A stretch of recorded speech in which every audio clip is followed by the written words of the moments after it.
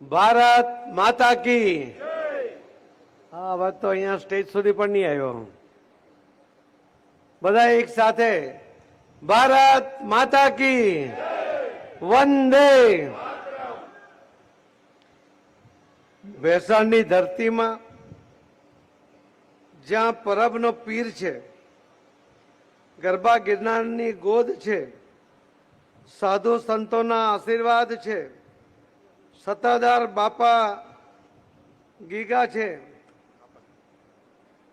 આ તો સાધુ સંતોની ભૂમિ છે, આ તો સાવજની ભૂમિ છે. એવા ભૂમિ પર જ્યારે આપણે ભેગા થયા હોય અને આટલા બધા સાવજ જ્યારે અહીંયા ભેગા થતા હોય ત્યારે ભારતીય જનતા પાર્ટી હારી જાય એવું કોઈ વિચારતું હોય તો મને લાગે છે કે એની તબિયત ચેક કરવી જોઈએ.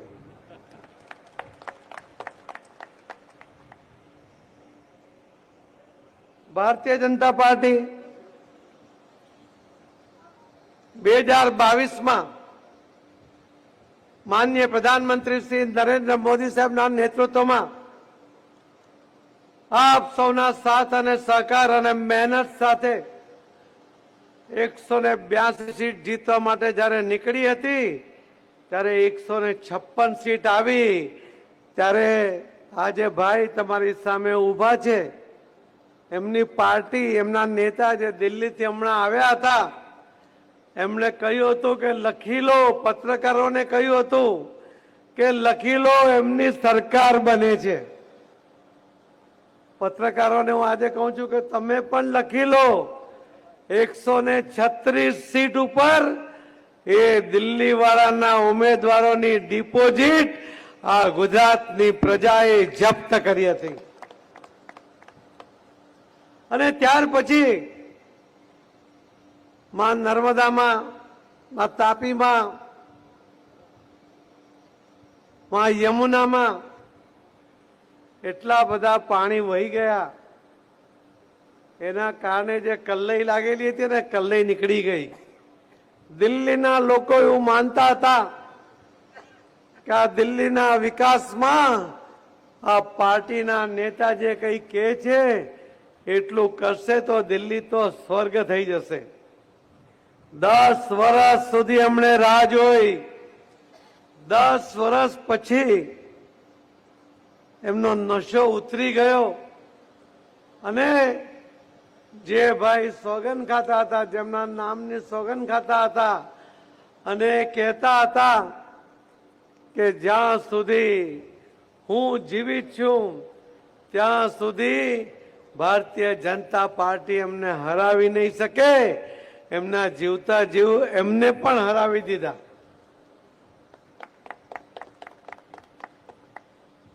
વિસાવદર ભેસાણની આ સીટ ઉપર એ 22ના ઇલેક્શનમાં પણ તમે માર્જિન જો ફક્ત 7000 મતથી જ હાર્યા છીએ.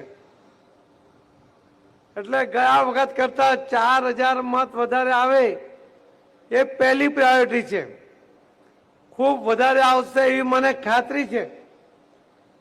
પણ આ મુશ્કેલ સીટ છે.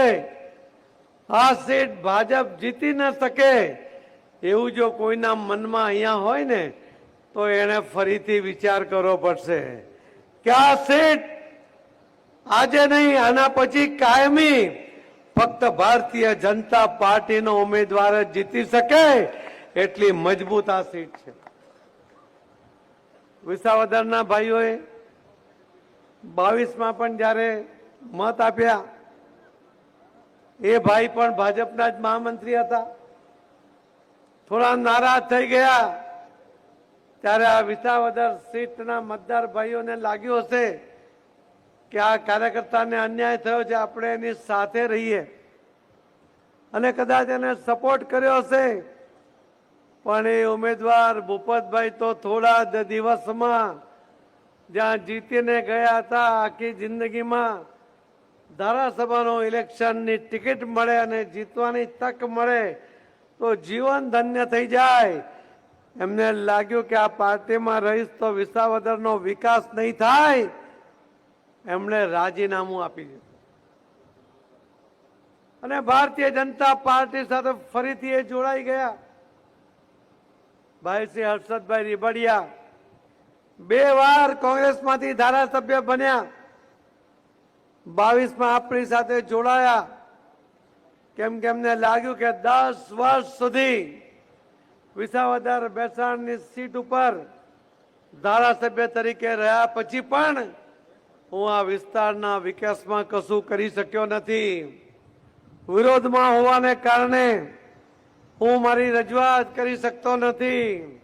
વિસાવદરને ન્યાય અપાવી શકતો નથી. એ 22માં આવ્યા, કમનસીબે થોડા મત માટે હાર્યા, પરંતુ ત્યાર પછી પણ એ આ વિસ્તારમાં સક્રિય રહ્યા. એક પણ દિવસે ઘરમાં પલાઠી વાળીને બેઠા નથી. ગામ ગામ ખેતર ખેતર સુધી એમણે ફરીને સતત કામ કર્યું. એ પણ દાવેદાર હતા, ભૂપતભાઈ પણ દાવેદાર હતા. પણ પાર્ટીએ નિર્ણય કર્યો ત્યારે નારાજ થવાને બદલે પાર્ટીના મેન્ડેટને માન આપીને એ ઉમેદવાર માટે કામ કરતા થઈ ગયા છે. આ ભારતીય જનતા પાર્ટીના કાર્યકર્તાઓની એની કામ કરવાની પદ્ધતિ છે. અને જ્યારે આ સામેવાળા ભાઈએ ફોર્મ ભર્યું ત્યારે આખા ગુજરાતમાંથી એક પણ નેતા નહીં આવ્યા. કોણ આવ્યા? તો દિલ્હીમાં હારી ગયેલા ત્યાંના મુખ્યમંત્રી, આખી સરકાર જેના કારણે ગઈ એ આવ્યા.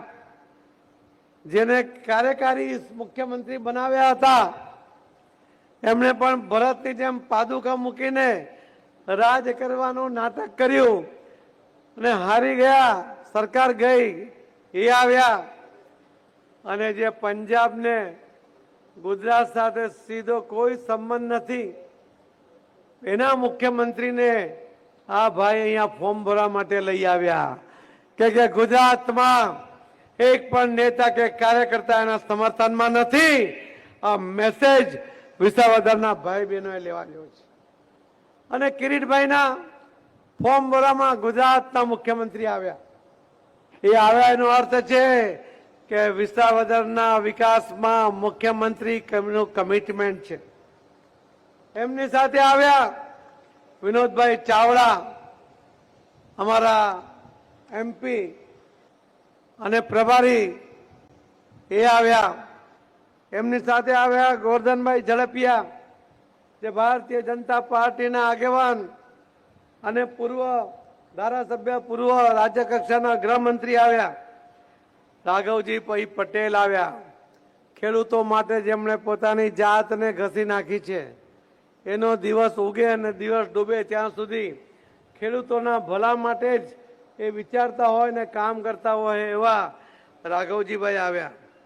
કુંવરજીભાઈ બાવળિયા આવ્યા કે જે આ વિસ્તારમાં એમણે ખૂંદ્યું હોય, આ વિસ્તાર માટે કામ કર્યું હોય, આ વિસ્તારના ખેડૂતોને પાણી પહોંચાડવા માટે ખૂબ લગનથી કામ કરતા હોય એવા કુંવરજીભાઈ આવ્યા. મુળુભાઈ બેરા, ગુજરાતના કેબિનેટ મંત્રી, એ આવ્યા. શ્રી મુકેશભાઈ પટેલ, એ પણ ગુજરાત સરકારના મંત્રી, એ પણ અહીં આવ્યા. જયેશભાઈ રાદડિયા, પૂર્વ કેબિનેટ મંત્રી અને ધારાસભ્ય, એ પણ એમના સમર્થનમાં જવાબદારી લઈને આવ્યા. કોઈ કિરીટભાઈનો સારથી બન્યું છે, કોઈ એની સાથે જોડાયા છે. ચંદુભાઈ મકવાણા, કિરીટભાઈ પટેલ, કનુભાઈ બાલાડા, હર્ષદભાઈ રીબડિયા, ભૂપતભાઈ ભાયાણી, રઘુભાઈ હુંબલ, શ્રી નિરંજનભાઈ જાજમેરા, સુરતના પૂર્વ મેયર અને પૂર્વ સુરત શહેરના પ્રમુખ, એ આવ્યા. કરશનભાઈ ગોંડલિયા આવ્યા. રાજેશભાઈ ચુડાસમા, તો એની જવાબદારી છે, એ તો સારથી બનીને બેઠા છે. શ્રી વિજેશભાઈ મેરજા, કેટલાનું નામ લઉં અને કેટલાનું નામ ભૂલી જવાય. આટલા લોકો ગુજરાતમાંથી આવ્યા, કિરીટભાઈના સમર્થનમાં આવ્યા અને આ વિસ્તારના વિધાનસભાના મતદાર ભાઈ બહેનોને વિનંતી કરવા આવ્યા છે કે આખો દેશ માનનીય પ્રધાનમંત્રી શ્રી નરેન્દ્ર મોદી સાહેબના નેતૃત્વમાં પ્રગતિ કરી રહ્યો છે. આખી દુનિયા એમનાથી પ્રભાવિત છે. ફક્ત વિસાવદર એ પ્રગતિમાં એને અવરોધ થઈ રહ્યા છે. ભૂલ થઈ હશે એ ભૂલી જાઓ. તમે પ્રયોગ કર્યા હશે, નિષ્ફળ ગયા, કઈ વાંધો નહીં, પણ આ વખતે કોઈ ભૂલ ન થઈ જાય. દેશ સાથેના વિકાસના પ્રગતિના પથ ઉપર વિસાવદર પણ સૌથી મોખરે હોય. એના મતદારોને, એની આવનારી પેઢી માટે જે વિકાસની જરૂર છે એના માટે ભારતીય જનતા પાર્ટીના ઉમેદવારને જીતાડવાની જરૂર છે મિત્રો. અને મને વિશ્વાસ છે, મને એમ કહ્યું કે ભેસાણમાં જ મુશ્કેલી છે, બાકી વિસાવદર અને બાકીના વિસ્તારમાં તો ખૂબ સારું હોય છે. અને એટલા જ માટે આપણે ભેસાણમાં મિટિંગ રાખી અને હું ગાડીમાંથી ઉતરીને જોતો હતો જે રીતે સંખ્યા, કાર્યકર્તાઓનો ઉત્સાહ, બહેનોના આશીર્વાદ.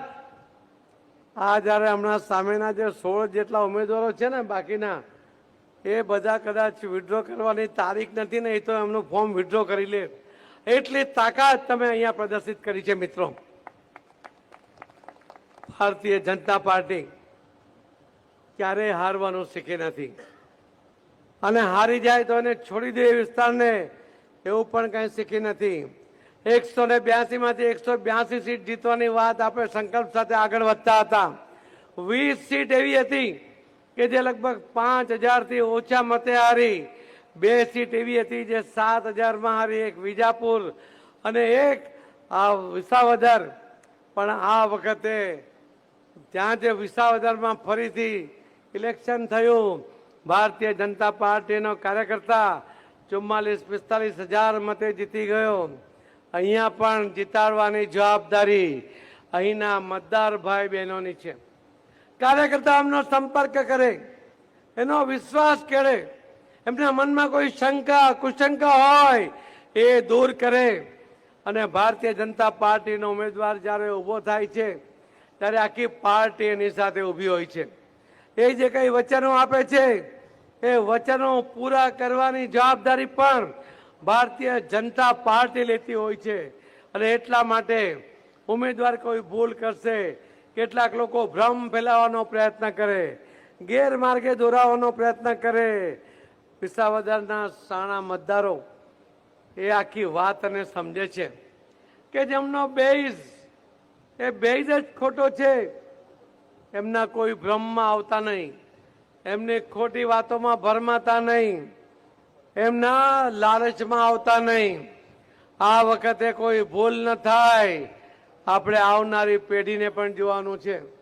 આવનારી પેઢી આપણને માફ નહીં કરે કે તમે એક નહીં વારંવાર ભૂલો કરી. આ વખતે કે ભૂલો સુધારી લો. વિસાવદરના મતદાર ભાઈ બહેનોનું એમની આવનારી પેઢીને પ્રગતિના પંથે સૌથી અગ્રેસર રાખવા માટે આ વખતે ભારતીય જનતા પાર્ટીના ઉમેદવાર ભાઈ શ્રી કિરીટભાઈ પટેલને જીતાડવાનો સંકલ્પ કરો. મેં જે રીતે આ ઉત્સાહ જોયો છે, જે રીતે મેં બાકીના રિપોર્ટ ભારતીય જનતા પાર્ટીના આવી રહ્યા છે, એમાં કોઈ મિનમેખ નથી. ભારતીય જનતા પાર્ટીનો ઉમેદવાર એ 100% જીતી રહ્યો છે મિત્રો. પરંતુ છેલ્લા દિવસ સુધી કમર કસજો.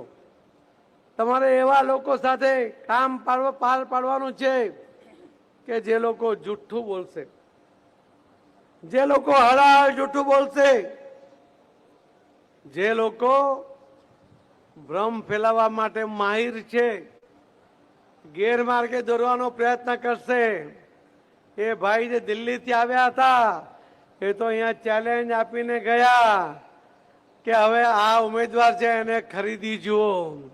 ભારતીય જનતા પાર્ટીના કાર્યકર્તા આ ચેલેન્જ તમારે ઉપાડવાની છે. બનાસકાંઠાની અંદર ત્યાં એક MP તરીકે એક ઉમેદવાર ચૂંટાઈ ગયા, બેન ગેનીબેન, અને એમણે ત્યાં હુંકાર કર્યો હતો કે આ ઉમેદવારને, એમનો જે કોંગ્રેસનો ઉમેદવાર હતો એને તમે હરાવી જુઓ. CR પાટીલ એના એ તાકાતને પડકારવાની વાત કરી ત્યારે હું ત્યાં ગયો હતો. મેં કહ્યું કે આમાં CR પાટીલની કોઈ તાકાત નથી.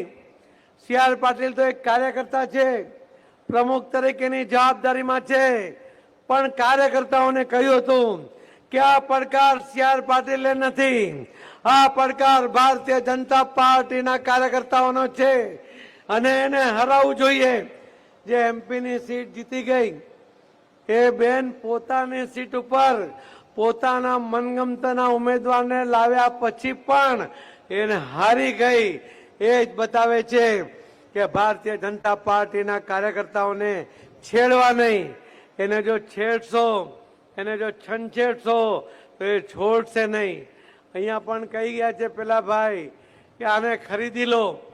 ભારતીય જનતા પાર્ટીના કાર્યકર્તાઓ તરીકે હું આપને આહ્વાન કરું છું કે તમે પડકાર કરો કે ભાઈ દિલ્હીથી આવીને ગયા છો, તમારો જે હતો આગલો એને તો તમે સાચવી નહીં શક્યા. એ તો વિશ્વાસ એને આવી ગયો હતો કે આ પાર્ટીમાં ભવિષ્ય નથી, એને તો રાજીનામું આપી દીધું. પણ આ ભાઈને જીતાડી જો, તમારામાં તાકાત હોય તો એવો પડકાર ભારતીય જનતા પાર્ટીના કાર્યકર્તાઓ આપે. આ વાતને ઉચકી લે અને આપણા ઉમેદવારને જીતાડવા માટેનો પ્રકલ્પ એ સંકલ્પ સાથે આગળ વધે એ મારી ઈચ્છા છે. તાળીઓ નહીં પડી, પણ